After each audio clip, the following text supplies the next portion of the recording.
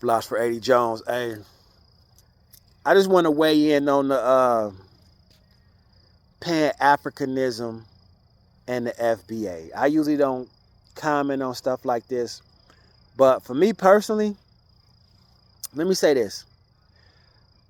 I can only speak for me. Pan-Africanism for me was Steve Coakley. That's how far back I go. With Steve Coakley, my OGs they hit me on to Steve Coakley. And then they taught me stuff. And they didn't just say, go do this. And they wasn't trying to be the man. They allowed Steve Coakley to be the man. And Steve Coakley hipped us on to, back then, you had to have a book list. Like it was, I don't want to call them hidden, but it was like secret book lists. And you would get this paper and it had all these recommended books if you was actually going to be with the movement, or if you just wanted to get educated, you would order these books from these African bookstores and you would read them. That's the era I come from. It wasn't about like worshiping Steve Coakley. It wasn't about the people that rode with him. Like my OG, he was super knowledgeable, had experience, all kind of stuff. He hit me on to Steve Coakley with the tapes. Back then it was actually tapes. And then he hit me on to the book list. You know what I'm saying? So I had to go get the knowledge on my own. She led me to the water and said, if you want to get the knowledge, you don't got to join some group or be rah-rah, because I wasn't on that. That wasn't me. I was a street nigga. I wasn't on that.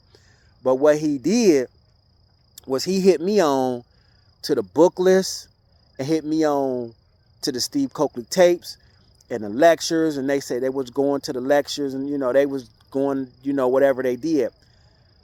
I was more of an information guy. Being a street guy, I'm not going to all of these. I'm not doing that. I'm congregating and do whatever in the street. I'm kicking it with the niggas. But I was a reader. So I would just get books off the list, and other niggas that would have books, we would loan each other books. And we'd get our knowledge that way. So for myself, I wasn't like a rah Pan-African or nothing like that. But I had the knowledge of where they was coming from. You know what I'm saying? And I respected it because it was better than just being an ignorant, dumb nigga. You know what I'm saying? Or, I ain't gonna say ignorant and dumb, a nigga just with a street perspective. It was better than just being, it's like you could kick it with the street niggas, but then you could go kick it with the niggas with the knowledge. And that was two separate groups. And it was niggas from the hood, a couple of them. You know what I'm saying? My dude Sam, I gotta give him his props. My dude Sam, keeping it 100. I don't mention people's name, but he hit me on to homie in Detroit. He hit me on to him. That's how I got hipped on to him in Detroit, through my dude Sam, and my OG hit me on to Steve Coakley. And then Steve Coakley, we already know, that kind of dissipated. We ain't gonna go into detail. And my dude Sam, he had not life in prison, but he had life happen and stuff. So he was like, hey, you want these books or whatever. Me, I ain't gonna go into detail about that. I wasn't a rah Pan-Africanist, but I respected the knowledge. But I gotta give credit. See, the thing about me, I'm not no hater. Some niggas out here haters. And in the Pan-African movement, you have haters and had haters. I give credit where credit is due. And homie from Detroit, from what I'm gonna talk about my experience, he really held that baton. I'm gonna give credit where credit is due. He held the baton strong. Real talk. And I saw people come up under him and got different kind of knowledge. I ain't gonna say, I don't know what happened. Ain't none of my business. But what I did find out, and I do gotta reiterate, in that movement,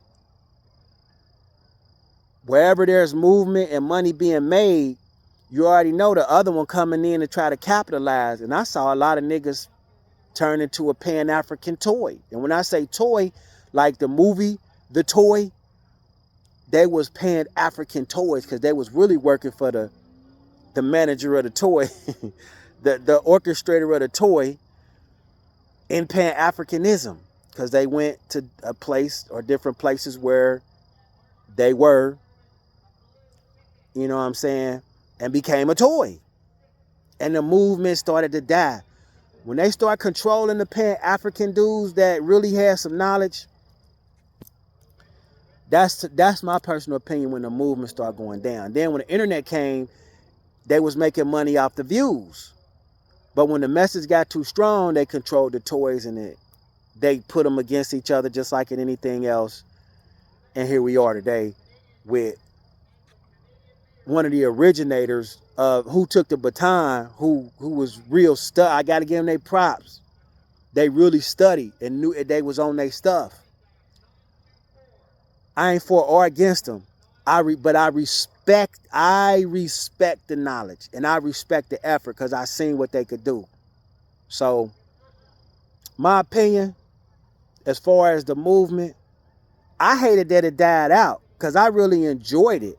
I really enjoyed seeing a black man. I ain't gonna say black because black means dead, you know, carcass or whatever in the spiritual realm.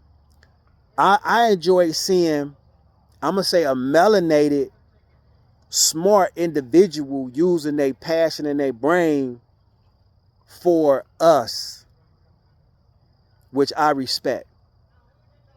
Now, I don't know what's on the other side, you know, with the new movement. I ain't got no opinion on that. I don't have nothing to do with that. But I do know from the past, I'm talking about decades. I ain't talking about no 3 years, motherfucker just come on the scene 3 years. Nah, I'm talking about decades. Decades, like from the 90s, you know what I'm saying? From the 90s. It's 2025. I'm talking about from the 90s. And in my case, definitely the 90s. From 90, you know what I'm saying? 100, like really from 90 up. So, I got to credit where credit is due. And I hate that it turned into what it is because I would have thought by now it would have been unified. And it ain't. So, but I know why. We all know why. And I'm going to leave it at that. So, I just wanted to chime in and get credit where credit is due and say a motherfucker really did hold that baton. You know what I'm saying? And they showed as the Bible that we read, but you read the other one. Motherfuckers studied to show themselves approved. Like motherfuckers was really like, yeah, and went toe to toe. You know what I'm saying? This is from my personal observation, and I ain't just talking about no internet shit.